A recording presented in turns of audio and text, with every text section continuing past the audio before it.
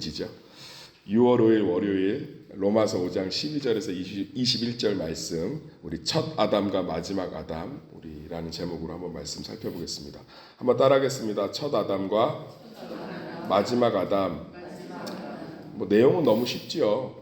아담 한 사람으로 죄가 들어왔고 예수 그리스도 한 사람으로 구원이 우리에게 모두 적용됐다는 건데, 이게 이제 우리 먹고 사는 문제, 우리 인생의 문제하고 연결이 돼야 이제 은혜가 되는 거 아니겠습니까?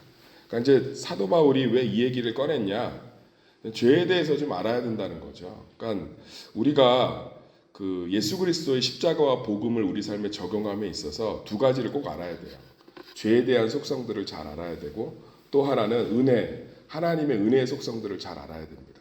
그래서 죄가 무엇인지를 알아야 내가 얼마나 죄인인지를 깨닫고 우리가 얼마나 절망과 비참한 상태에 놓여 있는지를 알겠죠. 그러면 하나님의 은혜를 사모하게 되는 거예요. 내가 목이 마르다는 걸 깨달아야 물을 찾는 것처럼.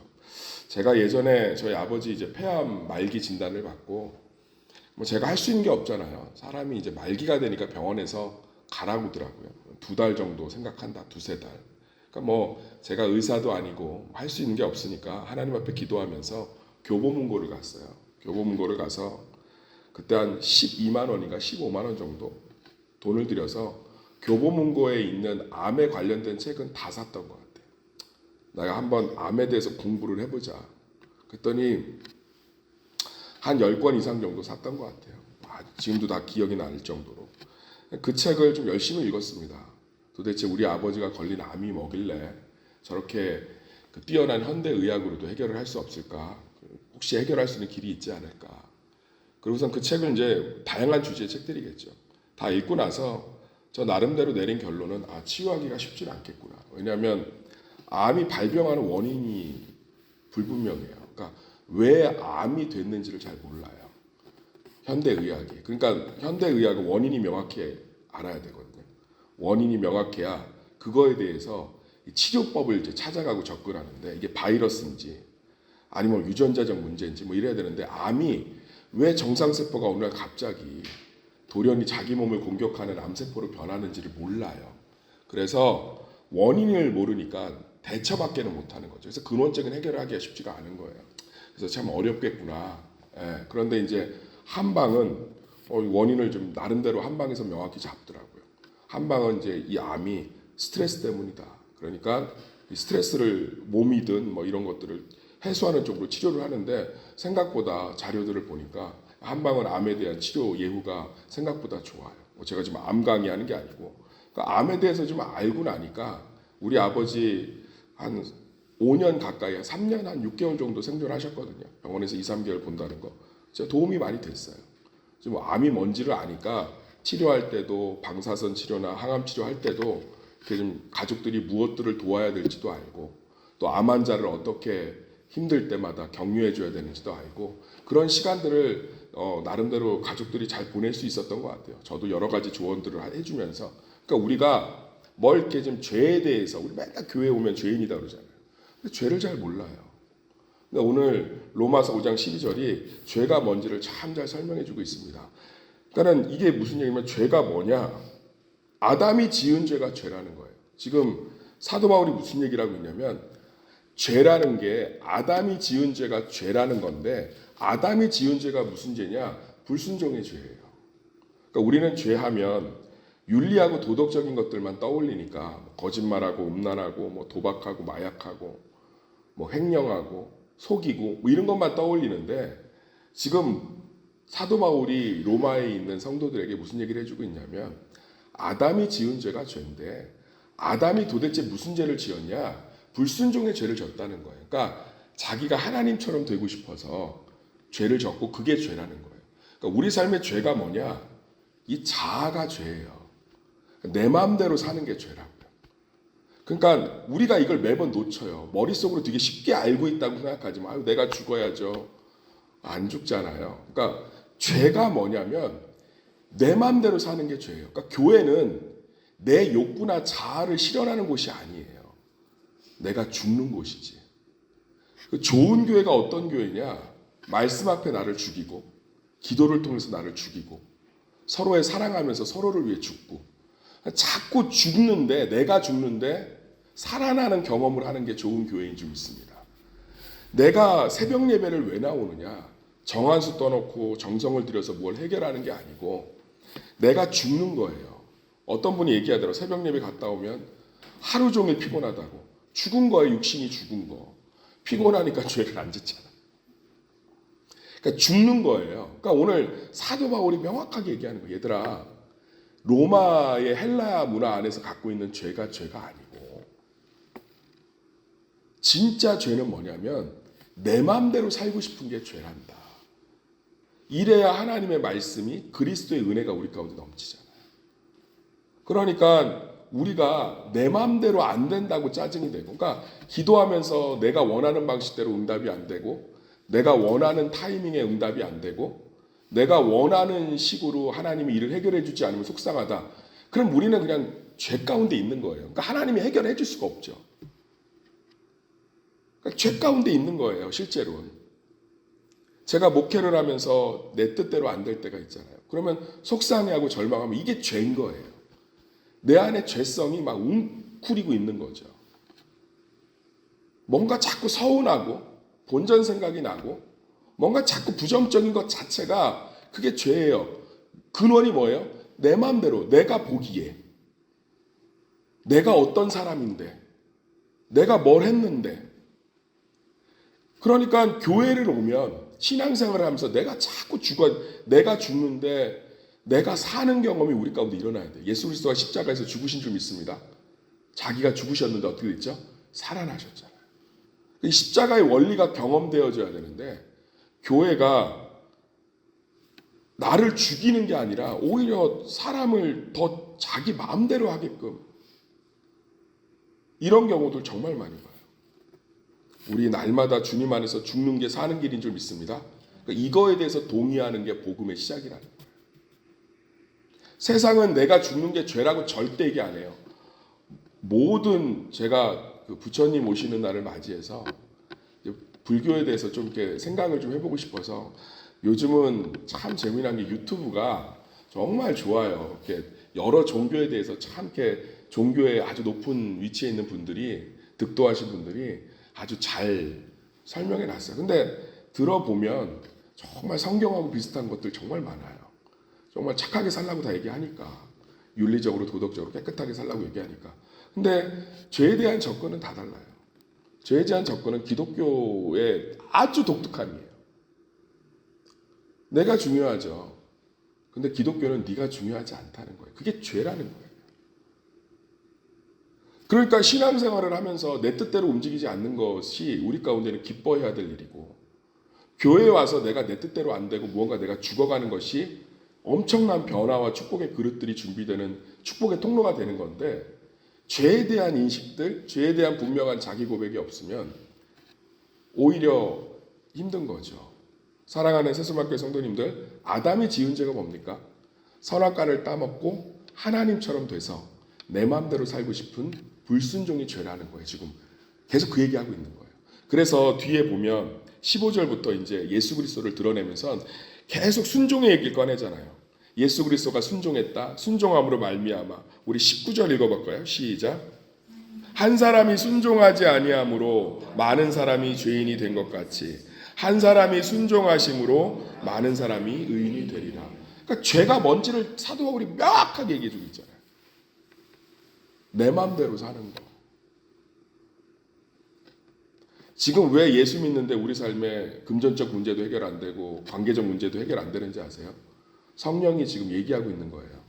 네 마음대로 안 되지. 내 뜻대로 한번 가보자. 네 마음대로 되는 게 하나도 없지. 내 마음대로 한번 가보자. 그 얘기하고 있는 거예요. 그럴 때 이제 우리가 깨져서 아유 이제 주님 내 마음대로 이제 할 힘도 없습니다. 그럼 이제 주님이 인도하시고 역사가 벌어지는 거죠. 사랑하는 세수마교회 성도님들, 우리 새벽 성도님들, 오늘 하나만 기억합시다. 내 뜻대로 되는 게 복이 아닙니다. 그건 죽는 길이에요. 그게 죄의 근원이기 때문에. 하나님이 한번 잘 우리 삶을 보면요, 하나님을 모르겠어요. 제가 우리 교회 와서 정말 많이 듣는 얘기가 그래요. 저 잘 모르겠어요, 하나님. 하나님 살아계시고 분명해요. 인도하는 방향을 내 뜻이 아니라 나를 죽이는 것으로 하나님의 뜻들이 주로 나타나거든요. 그 관점으로 바라보면 하나님이 너무나 열심히 나를 죽여가고 계세요. 그런데 내가 죽으면 죽을수록 하나님의 일들이 살아나는 줄 믿습니다. 그리고 그것이 우리 삶 가운데 말할 수 없는 기쁨이 되는 거예요. 표현을 어떻게 할지 모르겠어요. 다윗이 자기의 나라가 확장되고 자기가 칭송을 받을 땐 기뻐하지 않았지만 하나님의 언약궤가 들어오니까, 언약궤가 들어오는 건 내 뜻대로 나라 못 다스린다는 거예요. 법궤가 들어온다는 건 이제는 하나님의 말씀대로 나라를 통치한다니까 불편한 거죠. 근데 바지가 벗겨지게 춤을 췄거든요. 그러니까 사울의 딸이 그걸 보고 왜 조롱했냐면 저 기쁨에 동참을 못한 거예요. 아니, 법궤가 올라오면은 왕가 뜻대로 나라를 움직일 수가 없는데 저게 뭐가 좋다고 저 인간은 저렇게 바지가 벗겨질 저렇게 춤을 추는 거야. 근데 다윗은 게 너무 좋았거든요. 왜요? 내 뜻이 아니라 하나님의 뜻이 이루어지는 게 우리의 기쁨이니까. 이걸 우리 삶 가운데서 매일 경험해요. 내 입에 들어가는 음식보다 내 딸, 내 아들 입에 들어가는 음식이 더 행복하지 않으세요?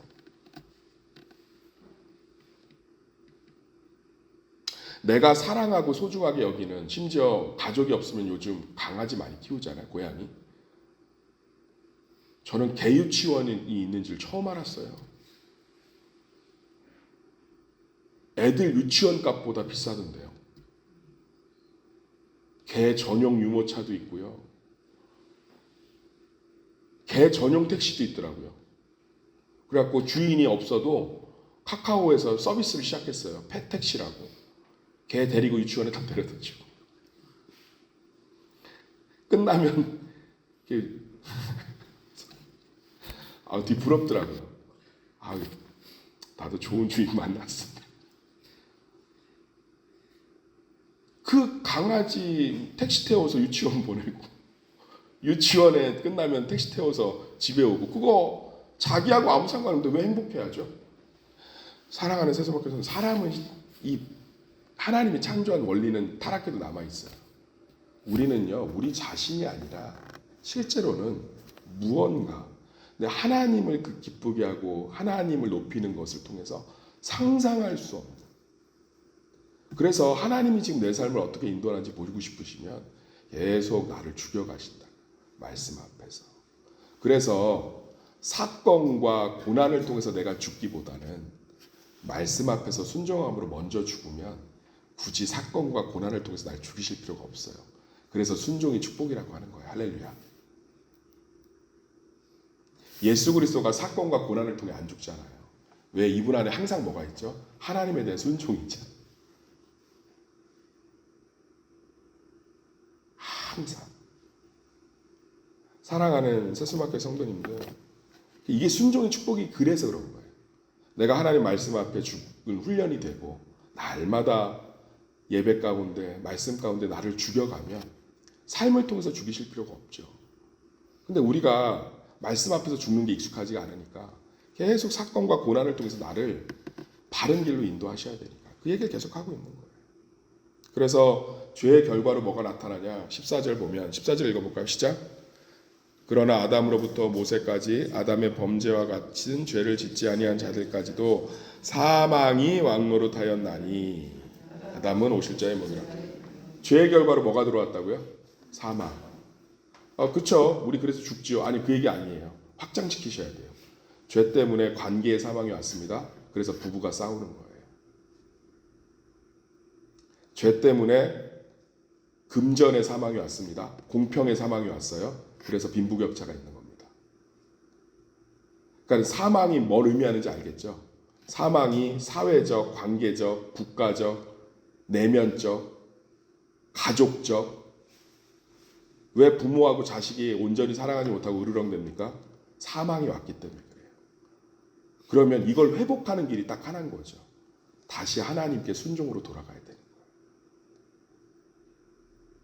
믿으십니까? 그러니까 우리는 이걸 해결하려고 몸부림을 치는 방향이 세상하고 달라야 되는 거예요.